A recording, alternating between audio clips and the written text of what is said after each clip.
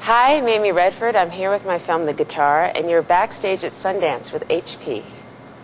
My film, The Guitar, stars Saffron Burrows, Isaac de Bekele, and Paz de la Huerta. And Saffron plays a character named Melody Wilder, who is sort of one of the ignored, forgotten people of Manhattan.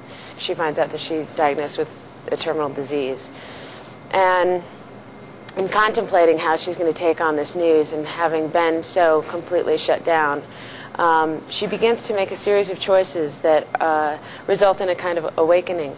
She has a long-standing, unrequited love affair with a 1963 red Fender Stratocaster, and it kind of beckons her from her childhood. And the little girl inside of her that she sort of quieted, says, now's the time. And so she realizes that this is really what she wants, and she buys this beautiful guitar and starts to teach herself how to play music, and in doing so ignites a different side of herself. So that's sort of the premise of the film, the rest of which you'll have to just see the movie.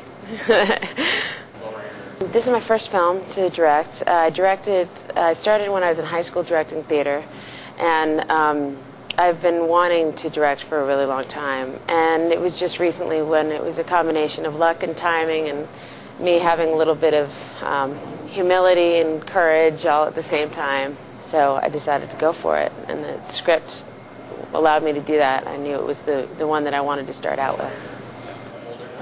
Amos Poe's script is a sort of mythological journey in New York. And I'm a native New Yorker, and the character of that city is something that is alive, because the city sort of runs off the sum total of the energy of the inhabitants. The script addresses